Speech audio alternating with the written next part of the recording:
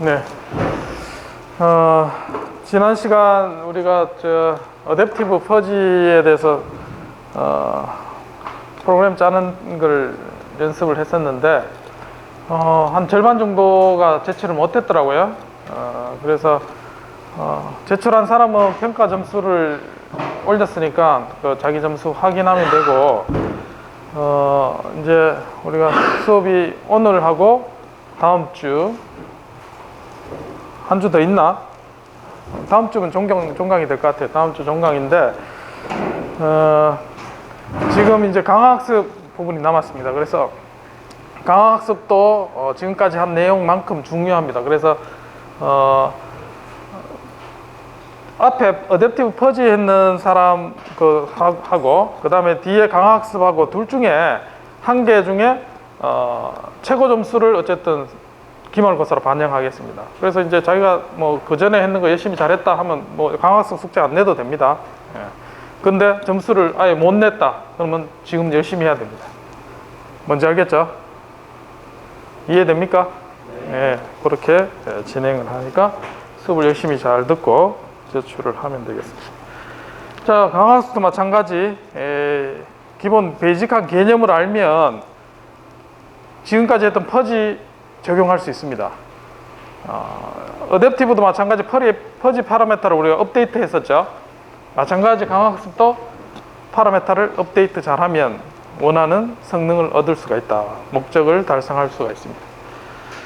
그래서 오늘 강화학습에 대한 기본적인 개념, 컨셉이 몇 가지 정의가 됩니다. 이제 그거를 잘 첫 시간 듣고 다음 시간에 하는 거는 심플한 예제를 가지고 그걸 확인하는 단계. 오늘 그렇게 하고 될 수 있으면 이제 퍼지에 어떻게 이제 확장할 수 있을까? 거기까지 할 수 있을지 모르겠습니다. 강의 자료는 다 올려놨는데 거기하고 코드는 없습니다. 코드는 여러분들이 알아서 이제 하시기 바랍니다. 코드 줘서 가르쳐 주려니까 힘들다고만 하고 뭐 내가 시키는 게 뭐 고생 시키려는 거 도와주려는데 힘들다고만 하니까 코드 안 줍니다. 이론만 하겠습니다. 알아서 이제 구현하시면 되겠습니다. 그 다음 시간에는 딥 레인포스먼트 러닝에 대해서 살펴볼 겁니다. 다음 시간에는. 지금은 기본적인 강화학습에 대한 이론에 대한 설명을 할 겁니다. 그래서 원래는 요 강의가 대략 이제 뭐 2주 해서 끝낼 내용은 아닙니다. 세부적인 기초 배워야 될 게 적어도 한 달 정도 우리가 교육을 해야지 할 수 있는 내용이고, 짧게 이제 설명한다고 치면 이렇게 이제 두 개, 기본적인 강화학습에 대한 개요에 해당되는 부분, 그리고 디바렐 하는 쪽에 몇 가지 알고리즘, 그리고 세부적으로 깊이 알려면 확률 문제를 잘 다뤄야 됩니다. 뭐 AI 전공하는 학생들은 잘 알겠지만 확률 문제로 모든 문제가 해결되기 때문에 그걸 이해하려면 이 단계로 이제 모델 베이스 프리딕션, 그리고 폴리시 그레디언트 메소드 뭐 이런 것들을 이제 코드를 하나하나 보면서 이해를 해야 여러분께 될 수가 있습니다. 그냥 컨셉만 알고 구현할 수는 없습니다. 퍼지도 여러분 한 학기 동안 쭉 했지만 알고 보면 그냥 심플하죠. 근데 이제 거기까지 와서 자기가 실제 로레벨로 뜯어 고치고 하려면 그 개념 없이는 이제 고치기 어렵다는 걸 알게 됐을 겁니다. 지금 기본 구조는 간단하지만 내부적으로 고치려면 좀 왜 이렇게 이제 수정되고 해야 되는지를 좀 파악을 할 필요가 있습니다. 자, 강화학습에 대해서 배우기 전에 우리가 이제 옵티마이제이션 하는 전반적인 걸 설명을 해야지 여러분들이 이 문제를 제대로 접근을 할 수가 있습니다. 그래서 기본적인 옵티마이제이션 문제부터 한번 보고 데이터를 이용해서 하는 게 아니라 기존에는 옵티마이제이션 문제를 어떻게 푸는지 이런 걸 좀 알아야지 여러분들이 쓰는 게 어느 위치에 있는지 파악을 할 수가 있습니다. 그래서 어쨌든 주어진 환경에서 우리가 최적화 문제죠. 최적화 문제.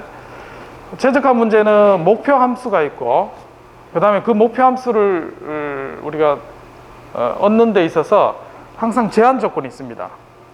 그래서 엔지니어링 문제 항상 이제 그런 문제가 있습니다. 내가 문제를 풀려고 하는데 그런 거 있고, 어쨌든 미니멈 또는 맥시멈 문제를 찾습니다.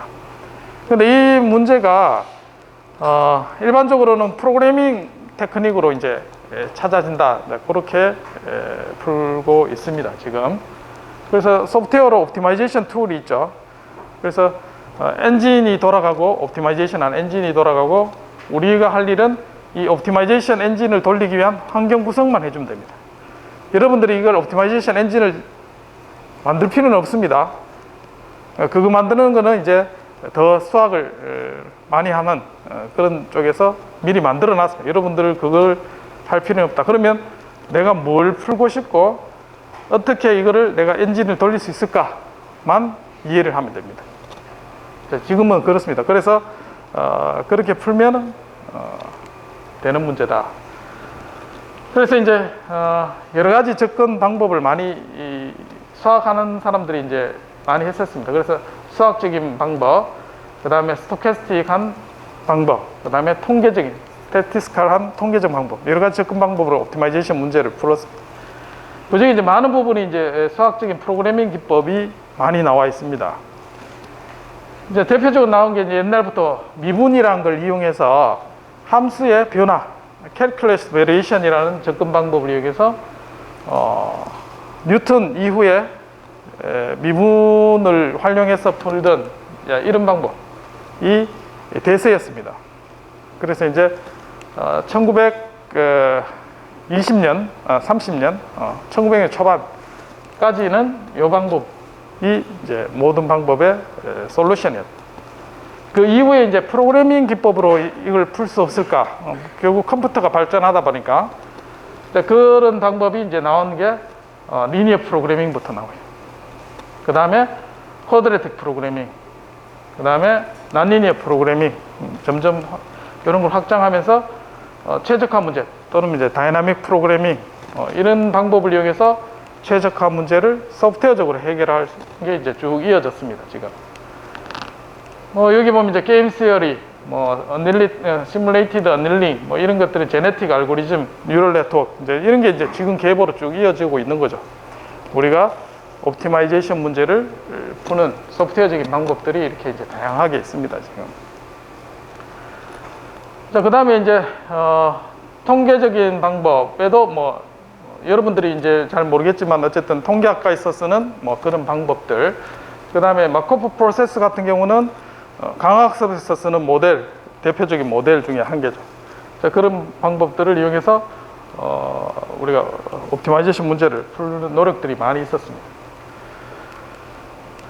그래서 이제 캘큘러스 베리에이션에서 우리가 컨스트레인트를 가지는 목적 함수를 풀어가는 이제 노력들이 이제 뉴턴 이후에, 그러니까 이제 1700년 정도 된다고 생각하면 시간 따지면 이제 300년 좀 넘었죠.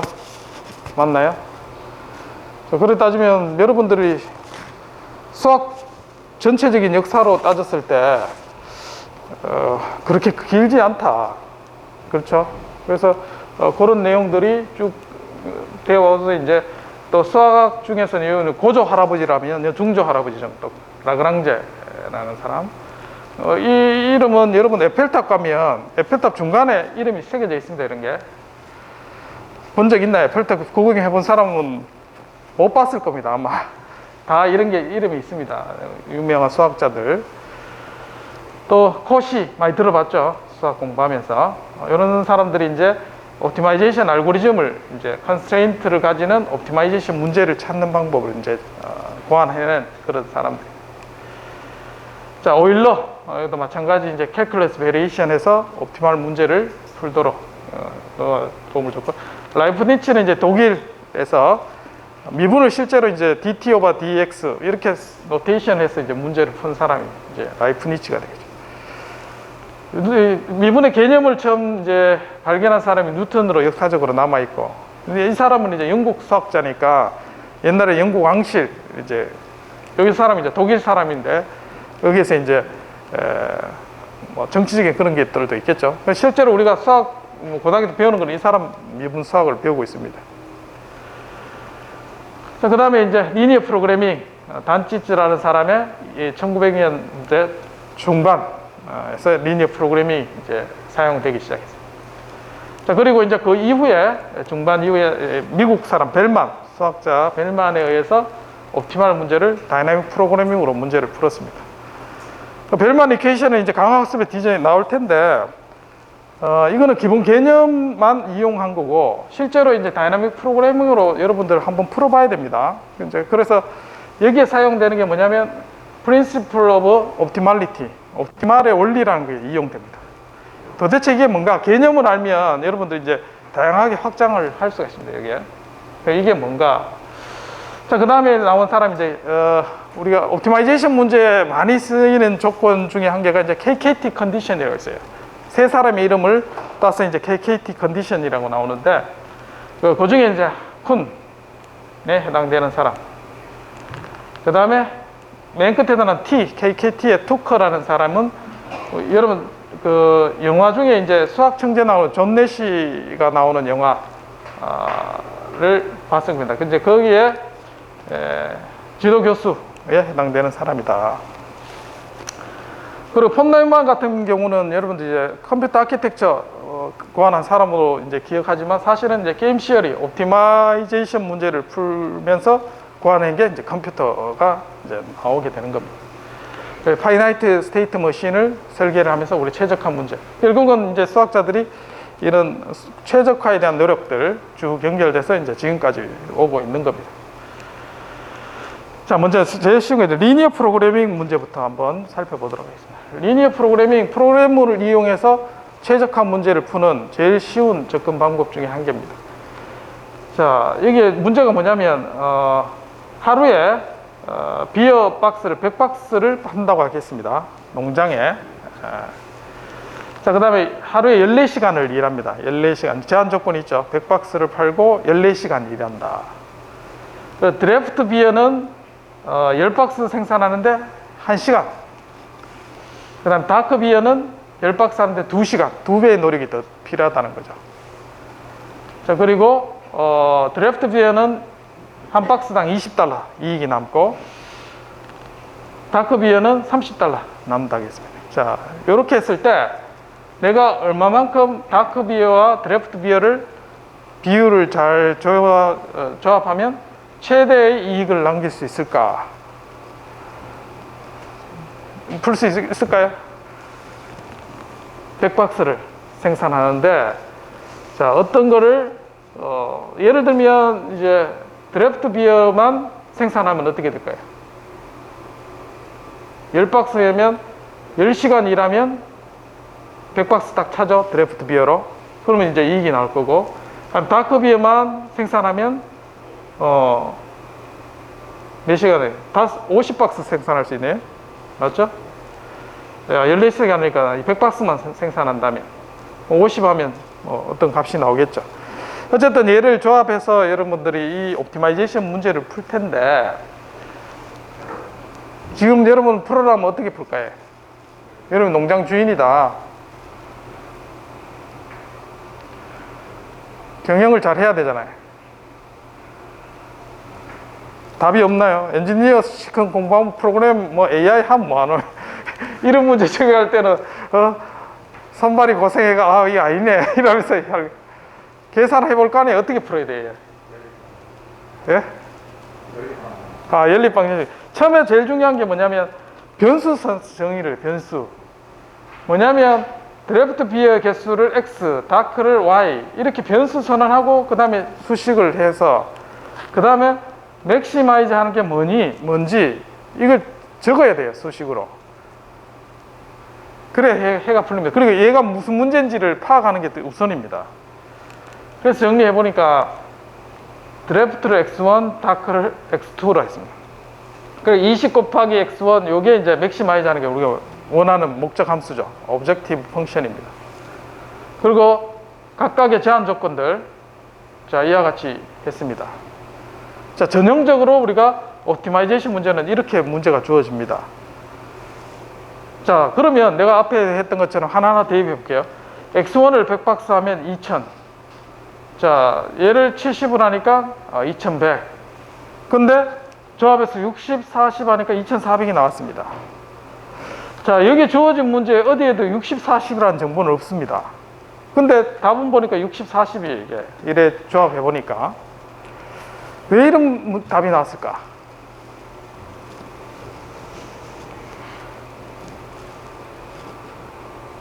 그거부터 고민을 해야 돼요. 이런 문제를 봤을 때. 그리고 내가 머신러닝을 돌릴지 그 다음에 그거 고민해야 하는데 문제 접근부터 생각을 안 하고 무조건 입력해서 찾으려면 답이 제대로 된 답을 얻을 수가 없다는 거죠. 자, 이 문제를 그래프로 한번 그려보면 이렇게 되겠죠. 자, x1의 그래프고 x2의 그래프고 그 다음에 제한 조건이 이제 70, 그 다음에 100, 요 제한 조건이 있죠. 자, 이 사각형이 나오죠, 사각형. 자, 이게 제한 조건이 영역입니다. 내가 풀어야 돼. 그러면 최적화 문제는 어떤 문제냐? 20x1 더하기 30x2에서 요 점선이 어디에 있는지가 최대로 가는 게 내가 목표하는 거죠. 그래서 얘를 이렇게 이제 이 사각형 안에서 해가 있으니까 이렇게 움직이면 어떻게 돼요? 얘가 이 사각형에서 제일 끝에까지 올라가는 데가 답이 되겠죠. 그래서 앞에서 우리가 x1이 100일 때 요 꼭지점에 해당됩니다. x2가 여기에 70일 때 요 꼭지점에 해당돼요. 처음에는 00. 그러면 답이 어디냐면 이 다각형의 하나, 둘, 셋, 넷, 4개 꼭지점 중에 한 개 답이 돼요. 이게 뭐냐면 우리가 리니어 프로그래밍이라고 했죠. 자, 리니어 프로그래밍 문제를 지금 푸는데 리니어 프로그래밍은 이런 형태로 목적 함수가 해당 변수의 선형인 관계가 리니어 프로그래밍. 제한 조건도 선형적인 관계가 있다. 이런 문제는 무조건 꼭지점 중에 한 개 옵티멀 솔루션이 있습니다. 자, 그렇다는 얘기는 뭐냐면 내가 학습을 하든지 이렇게 문제를 풀면 어떻게 되면 쭉 에러가 0으로 가도록 끝날지도 모르고 로컬 미니멈인지 답을 모르죠. 근데 얘는 리니어 프로그래밍은 얘가 어떤 특징이냐면 내가 교점을 해서 꼭지점 유한하게 있겠죠. 유한한 시간에 옵티멀 솔루션을 찾을 수 있다는 거예요. 비교해 보면 되죠. 자, 그 리니어 프로그래밍은 그런 특징이 있습니다. 그래서 굉장히 빠른 시간에 정답을 찾을 수가 있다. 그래서 여러분 이렇게 될 수 있는 조건이 뭐였냐면 조건 자체가 리니어한 관계가 있는 거죠. 이런 제한 조건. 여러분 풀려고 하는 문제가 예를 들면 복잡한 패턴 레코그니션 그런 문제가 있지만 그거는 이런 리니어 관계가 아니기 때문에 유한 시간에 못 푸는 거예요. 문제가. 그래서 이런 문제로 만든다 그러면 제일 좋아요. 심플하게 풀 수 있으니까. 실제로 우리가 이런 문제를 푸는데도 불구하고 괜히 비선형 어렵게 풀 수도 있습니다. 그걸 풀었다 한들 이거보다 성능이 조금밖에 차이 안 날 수도 있어요. 계산은 10배 많이 하고 성능은 0.1 향상된다. 자, 엔지니어링 관점에서 그거는 굉장히 비효율적이죠. 그런 게 이게 기본입니다, 여러분들이. 자, 그런 관점에서 이제 리니어 프로그래밍 매트랩에서 어떻게 푸느냐? 목적 함수를 주고 컨스트레인트 조건을 이와 같이 주고 바운드를 주면 자, 리니어 프로그래밍에서 각각에 해당되는 조건 주면 알아서 풀어줍니다. 요즘 툴이 다 있다는 거죠. 파이썬도 여러분들 패키지 깔면 이렇게 답을 줘요. 되겠죠? 여러분 그래서 옵티마이제이션 툴을 잘 활용하는 방법만 알면 된다. 문제는 우리가 가진 문제를 이렇게 표현할 수 있느냐 없느냐입니다. 솔루션은 늘렸는데 그 문제를 포뮬레이션 하는 방법을 몰라서 문제를 못 푼다는 거죠. 변수 선언부터 하고 옵티마이제이션 문제로 표현하는 것. 이게 제일 중요하다. 자, 그게 리니어 프로그래밍. 그 다음 다이나믹 프로그래밍. 벨만이 만들었던 이 다이나믹 프로그래밍이 지금 강학습의 근간이 됩니다, 지금. 그래서 이제 이런 미니마이제이션 문제를 푸는 거는 크게 두 가지 접근 방법이 있었어요. 하나는 캘큘러스 베리에이션, 펀트라이전이라는 건 이름 봐서 알지만 러시아 수학자입니다. 그래서 요걸 풀게 되면 결국은 두 개가 같은 결론을 얻습니다. 결론은 뭐냐면 해밀토니안 자코비 벨만 이퀘이션으로. 뭔지 모르죠? 해밀토니안 자코비 벨만 이퀘이션. 자, 옵티멀 솔루션을 찾는 아주 중요한 솔루션을 제공하고 있습니다. 결국은 벨만의 다이나믹 프로그래밍이 얘하고 같은 조건을 제시를 합니다. 자, 키 아이디어가 뭐냐? 자, 벨만이 이런 주장을 했습니다. Principle of Optimality. 자, 옵티멀 원칙이 있다. 자, 이렇게 적었어요. 옵티멀 폴리시는 특징을, 프로퍼티를 가지는데 어느 상태에 있든지 그리고 초기에 어떤 결정을 하든지 간에 리메이닝, 남은 디시전은 옵티멀 폴리시, 스테이트와 관련한 옵티멀 폴리시를 계속 따라야 한다. 무슨 말인지 모르겠죠?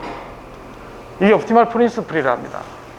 근데 읽어봐도 잘 모르겠어요. 영어라서 어려운 게 아니고 이 말 자체가 어렵습니다. 그래서 처음 정책이, 이 옵티멀 정책이 세워지면 그걸 계속해서 따라야 된다. 이제 그런 얘기를 하는데, 자, 두 가지 이제 길 찾는 문제에서 한번 찾아보도록 하겠습니다. 이제 A에서 E까지 우리가 간다고 하겠습니다. A에서 E를 가는데 중간에 B를 지나서 간다고 하겠습니다. 자, 지금 실선으로 된 게 옵티멀이라고 하겠습니다. 옵티멀 패스. 그리고 B에서 C를 거쳐서 가는 길도 있다고 하겠습니다. 자, 그러면 자, 과연 A에서 E까지 이렇게 B를 거쳐서 가는 게 옵티멀이라 그러면 B에서 요 사이에 요 길도 과연 옵티멀일까? 전체가 옵티멀이면 그 사이에 있는 것도 옵티멀이 될까? 당연하죠. 당연히 전체가 옵티멀이면 그 사이에 있는 것도 옵티멀이죠. 그럼 C 거쳐서 이렇게 가는 거는 옵티멀이 아닌 거죠, 지금. 당연한 얘기입니다. 그 얘기를 하는 겁니다. 자, 근데 우리가 디시전을 내리는 문제가 생겼다 하겠습니다. 의사결정을 내릴 때, 자, A에서 B, C, D를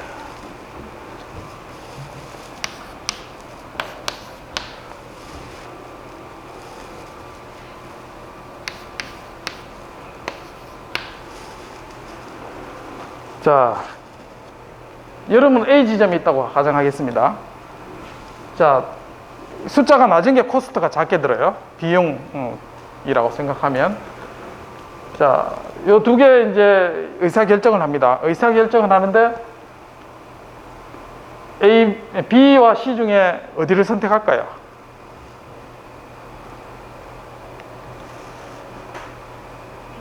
B.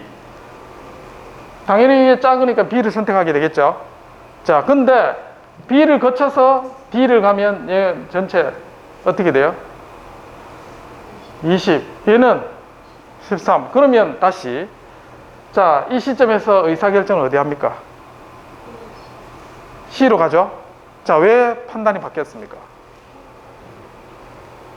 머릿속에 여러분은 계산한 거죠. 여기서는 비교만 했고 여기서는 계산을 했습니다. 맞죠? 자, 그게 뭐 차이가 있냐면 내가 의사결정을 한 다음에 그 다음 상태로 갔어요. 그러면 그 상태에서 내가 그 다음 최종 가는데 얼마 든다는 걸 알고 있어야 된다는 얘기입니다. 맞습니까? 그러니까 메모리에 어떤 상태가 됐을 때 내가 그 다음에 비용이 얼마 든다는 정보를 알면 내가 최적의 의사결정하는데 전혀 문제가 없다. 근데 바로 앞에 눈에 보이는 것만 해서 의사결정은 어떻게 돼?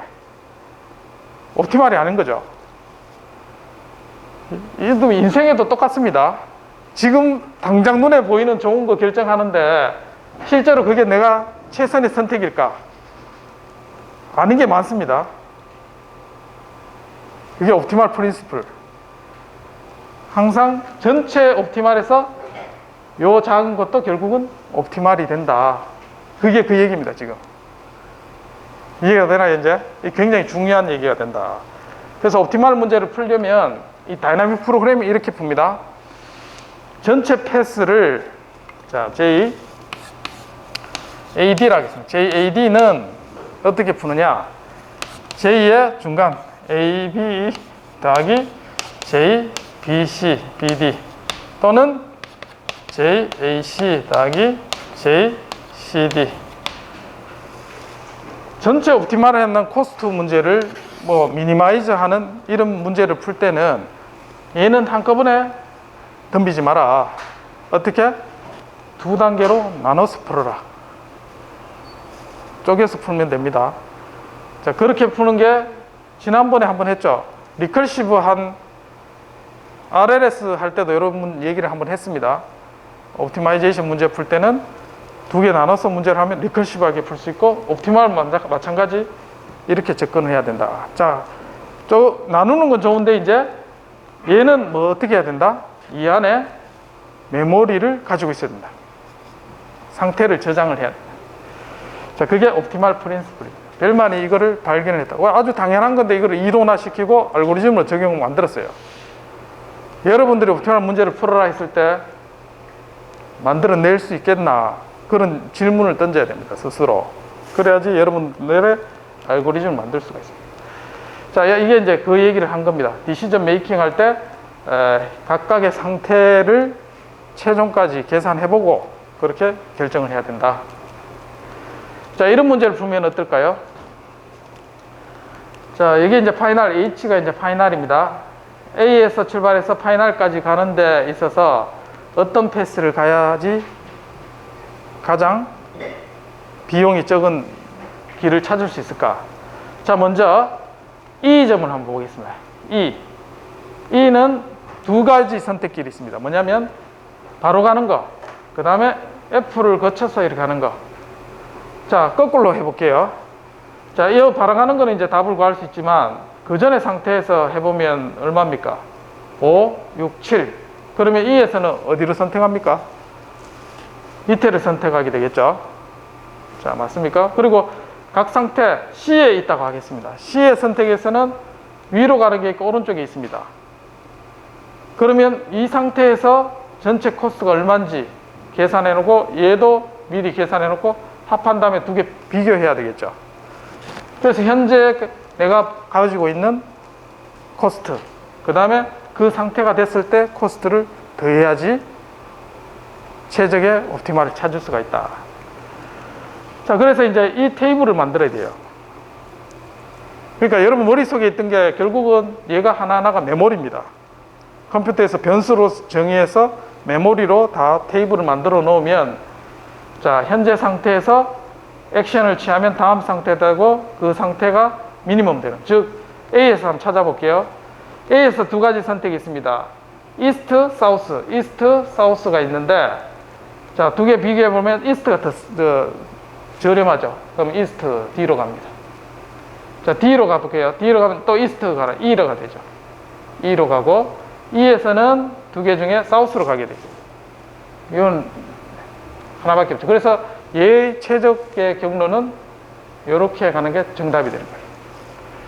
그래서 이 답을 찾으려면 백오드로 해야 됩니다. 백오드로 여기서부터 각 상태로 코스트가 얼마가 되는지 다 계산해서 이 테이블을 가지고 있고 메모리에 저장한 다음에 얘 문제를 풀 때는 포워드로 룩업 테이블을 하나하나 매칭해서 찾아야 돼요.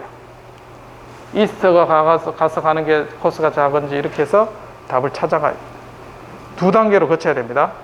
메모리로 백오드로 다 이 테이블을 만들고 그 다음에 찾아가는 룩업 테이블. 자, 이거를 프로그램으로 짜라 하면 짤 수 있겠습니까? 이제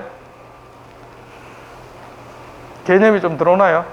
그럼 뭐가 필요하나? 현재 상태가 필요하고 액션이 필요하고 그 다음 상태가 되고 그때의 최적의 코스트 값을 계산하고 입력 중에 가장 미니멈한 디시전을 옵티말 액션이 결정이 되어 있습니다. 이게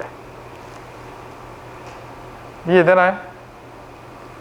네, 이렇게 하는 게 이게 강학습이에요. 사실은 다이나믹 프로그래밍이고, 지금 아는 게 뭐냐면 이 모델을 우리가 알고 있죠. 코스트하고 모델을 알고 이걸 옵티마이제이션 문제 푸는 게 다이나믹 프로그래밍이고, 이 모델을 모르고 찾아서 만들어가는 게 강학습입니다. 됐죠? 이 개념을 알고 여러분 프로그램 짜면 아주 이제 다양하게 쉽게 접근할 수가 있다. 자, 우리가 이제 제어 문제, 여러분 싫어하겠지만 제어 문제는 이런 미분 방정식에서 상태가 바뀌고 입력이 바뀔 때 있어서 이 코스트를 최소화하는 이유를 찾는 겁니다. 자, 그래서 이걸 미분 방정식이니까 다음 상태 이렇게 만들 수가 없죠, 지금. 그래서 얘는 어떻게 해? 이산화 시켰는데, 디스크리트로. 그래서 이산화 시키고 이와 같이 모델을 만들고 하면, 자, 상태가 4개, 입력 선택이 5개. 그러면 다음 상태가 될 때 필요한 코스트 쉽게 계산할 수 있는 조건이 됐습니다. 자, 이렇게 해서 이 앞에와 같은 똑같은 테이블을 만들고 현재 상태에서 액션을 취해서 코스트를 다 계산하면 거꾸로부터 쭉 계산하고 포워드로 풀어나가면 이 답을 얻을 수가 있습니다.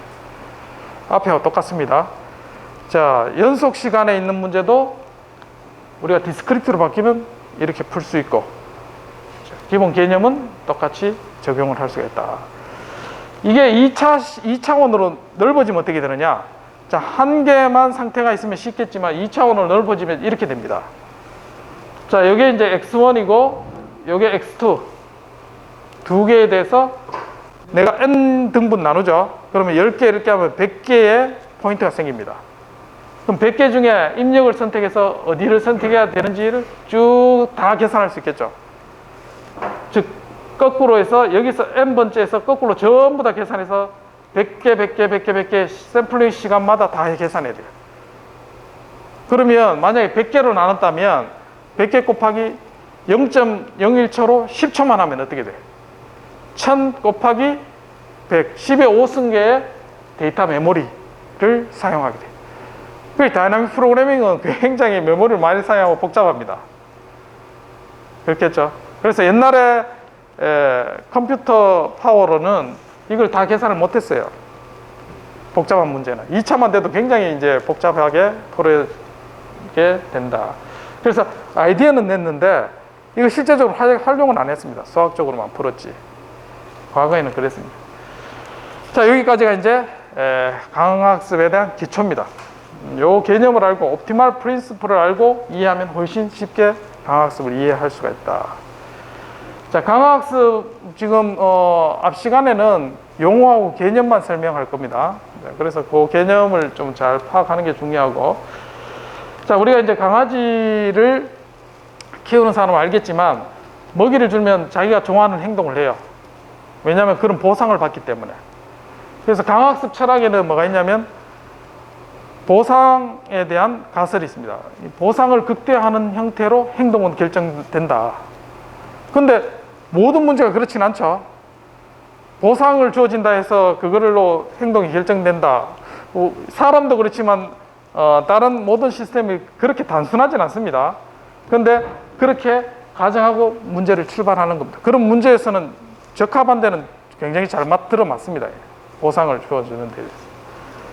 자, 아기가 이제 원하는 게 걷는 방법을 아는 게 아닙니다. 엄마를 찾아가는 겁니다. 그 목적이 보상입니다, 자기한테는. 그래서 거기 가기 위해서는 어떻게 해야 되는지 트라이얼 에러를 합니다. 시행착오. 수많은 시행착오를 해보고, 아, 이렇게 해야 가까이 갈 수 있구나. 그러니까 내가 원하는 건 어떤 다리를 걷고 이런 걸 우리가 가르쳐 준다고 생각하지만 그건 안 가르쳐 줍니다. 보상만 주어지고 많은 시행착오를 통해서 답을 찾아냅니다. 자, 강학습은 그런 개념이 있습니다. 마찬가지 운동할 때도 베스트 성적을 내는 방법이 뭐가 있을까? 많은 이제 역사적으로 많은 사람들이 노력했겠죠. 점수를 내는. 자, 그렇게 하면서 지금 계속 발전하는 거죠, 지금도. 자, 그래서 이제 아래를 하기 위해서는 이제 액션을 취해줍니다. 결국은 어떤 액션을 취해주는 거예요. 답을 찾는 거. 그래서 제어 입력을 찾는 겁니다.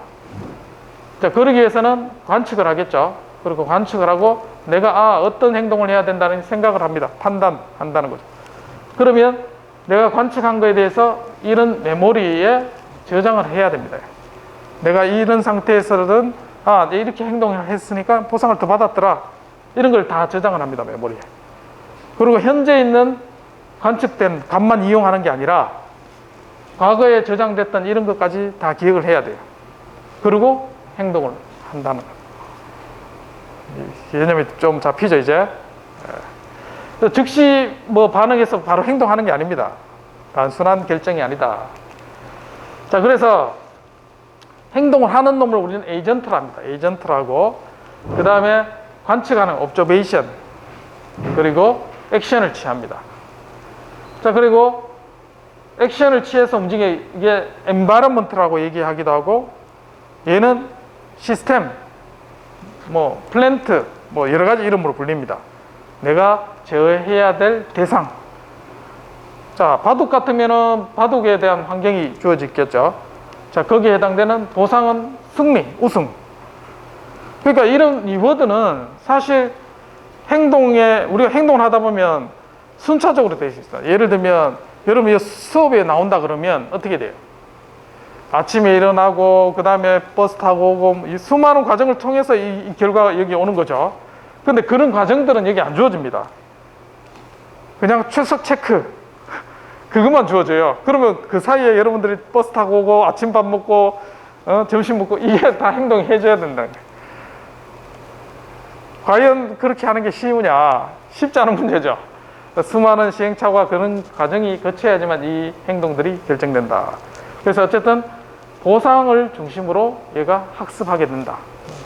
기본 주어지는. 그래서 에이전트가 받아들이는 측정값은 뭐냐면 센서로부터 상태 정보, 내가 어떤 상태가 된다.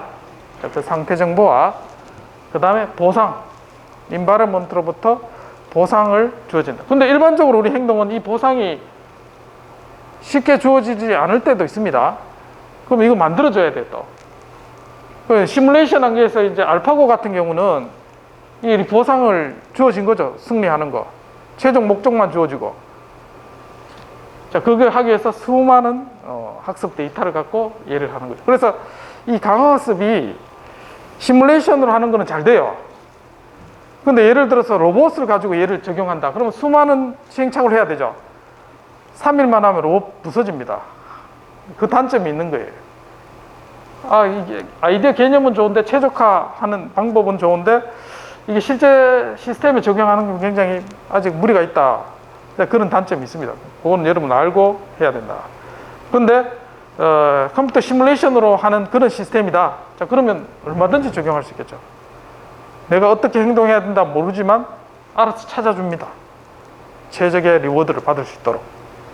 그런 측면에서 아주 막강한 툴이 될 수도 있다. 자, 그래서 이제 리워드를 받는 거는 어쨌든 에이전트가 어떻게 행동하느냐에 따라서 받는 그런 게 되고, 자, 리워드 앞에서 얘기했습니다. 리워드 가설, 모든 목표는 이 리스펙테이트, 리워드를 받는 축적된 이거를 맥시마이즈 하도록 행동하는 걸 기대를 하는 겁니다. 자, 리워드는 어떻게 주느냐 굉장히 중요합니다. 뭐 예를 통해서 이제 보면 모바일 로봇에 내비게이션 하는 건 데스티네이션에 도착을 잘 하면 보상을 100 주는 겁니다. 그냥. 자, 그런 형태로, 왜냐면 충돌하면 마이너스. 그러면 자기가 이제 이 보상을 많이 받도록 충돌은 피해서 목표 지점을 가도록 노력하겠죠. 자, 그 다음에 이제 프로게이머 같은 경우는 이기는 거죠. 우승하는 거. 자, 그 다음에 뭐 투자하는 포트폴리오 투자한다. 그러면 이제 자기가 매년 성과급을 받는 그런 것들이 이제 리워드가 돼요. 자, 걷는 로봇을 한다 그러면 좀 더 앞으로 갈 수 있는 동작을 만들어내는 거. 자, 이게 리워드가 될 겁니다. 그래서 좀 더 많이 걸어가면 보상을 더 많이 주고. 자, 그러면 많이 걸어가도록 자꾸 노력하겠죠. 그러면 똑바로 걸어갈 수 있도록 돼요. 자, 그래서 이제 기호로 표시하면 이게 이제 에이전트가 폴리시에 해당되는 파일을 우리는 폴리시라 합니다. 정책을 내리는 거.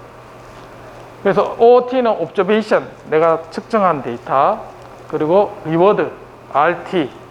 RT는 매 행동에 따라서 계속 주어지는 거고, 얘가 축적해서 만드는 건 return이랍니다. return.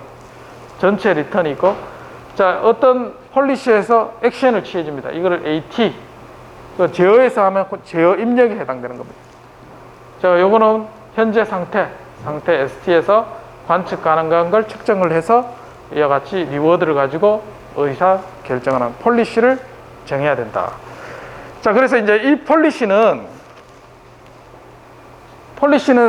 만들어 가야 되는 겁니다. 내가 최대 리워드를 받는 폴리시를 찾는 게 강학생 목적이 됩니다. 이 폴리시를 찾는 거. 자, 어떻게 찾아야 되는가? 이제 배우게 될 겁니다. 그래서 자, 원래는 이게 이제 확률적인 동작을 하는 겁니다.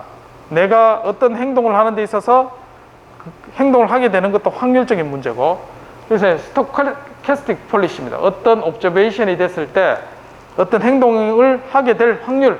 자, 그렇게 이제 일반적으로는 이 가우시안 노멀 디스트리뷰션으로 표현할 수도 있습니다. 이것도 하나의 정책이죠. 평균, 내가 어떤 행동을 하는 평균과 분산값으로 얘가 행동이 표현이 된다.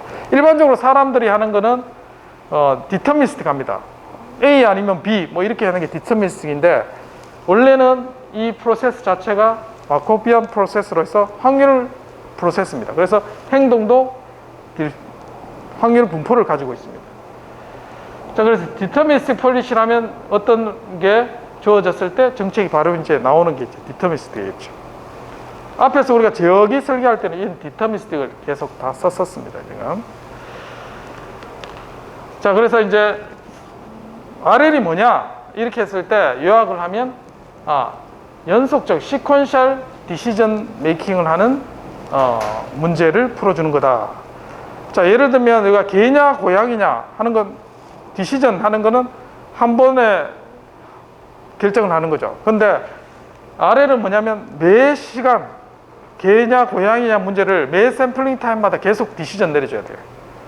그러니까 일반적인 클래시피케이션 문제보다는 훨씬 어렵습니다.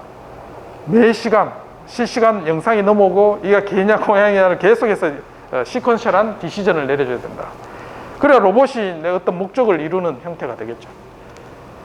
자, 그런데 이제 이게 들어가는 리워드는 지연돼서 들어오기도 합니다. 지연돼서 들어오기도 하고, 그 다음에 즉시 주는 게 아니라 계속 축적돼서 쌓여서 리워드가 주어지는 형태도 있고, 다양하게 있습니다, 이런 형태가. 그래서 근데 적용은 이제 인버티드 펜들럼 이런 우리 제어 문제 해봤죠. 여기에 스윙업 하는 문제에도 적용하고, 이제 R&D 투자, 뭐 디시전, 뭐 이런데 다양한데 적용을 하고 있습니다. 자, 스윙업 문제는 우리가 해봤지만 펜들럼 문제가 세우는 문제를 했었죠, 비선형에. 근데 얘는 밑에 있는 걸 지가 알아서 이렇게 세우는 겁니다. 최근에는 더블 인버티드 펜들럼에서 팔이 두 개인데 위로 세우는 겁니다. 자, 이런 것까지 강학습으로 쉽게 우리가 솔루션을 찾을 수가 있습니다. 학습 시간이 근데 한 10시간 걸립니다, 푸는데.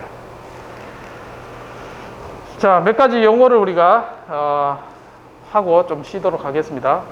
자, 그래서 폴리시, 그러니까 내가 의사결정을 하는 폴리시를 파이라 하고, 이 파이는 자, 시간이 0에서부터 무한대까지 시간이 쭉 프로세스를 해서 끝나고 난 다음에 리워드를 받겠죠. 리워드의 총합을 이제 확률 문제니까 얘의 expectation, 평균값을 최대화하는 이 파이 정책을 우리는 옵티멀 폴리시 파이 스타라고 하겠습니다. 그 리워드를 극대화하는, 이게 이제 앞에서 설명했던 걸 수식적으로 표현한 겁니다. 자, 근데 이제 0에서부터 무한대까지 다 이렇게 파악은 못하죠, 실제 시스템에서. 무한대까지 못 기다리니까 유한한 시간까지 일반적으로 합니다. 그리고 데이터를 전체 이제 평균값을 구해야 되니까 정확한 평균값은 이렇게 계산을 해야 되죠. 그래서 유한한 시간까지 해서 얘를 맥시마이즈하는 파이나이트 호라이즌의 폴리시를 우리는 옵티멀 폴리시라고 이야기를 합니다. 자, 근데 여기 감마 t가 곱해져 있죠. 이 감마 t는 뭐냐면, 자, 리워드가 내가 1이라고 하겠습니다. 1을 0에서 무한대까지 더하면 어떻게 될까요? 무한대가 되죠. 그래서 의미 없는 값이 되니까 수렴할 수 있도록 감마 0하고 1 사이의 값을 곱해서 더해줍니다. 그래서 얘를 디스카운팅 팩터랍니다. 그래서 얘가 수렴할 수 있도록 수학적으로 만들어주는 용도다. 자, 근데 유한한 걸 쓰면 굳이 감마를 0하고 1 사이 할 필요 없습니다. 얘를 유한하게 하면 감마를 1로 둬도 무방합니다.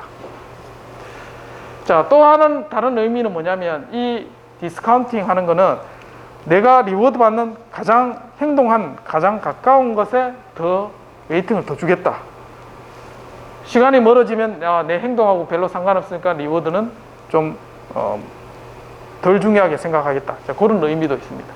그렇게 해서 우리가 expectation 값을 극대화하는 그런 형태로 문제를 정합니다. 자, 10분 쉬었다가 MDP 모델과 간략한 문제에 대해서 설명하도록 하겠습니다. 이명수 맞나? 정성훈 녹화 좀 보여주세요.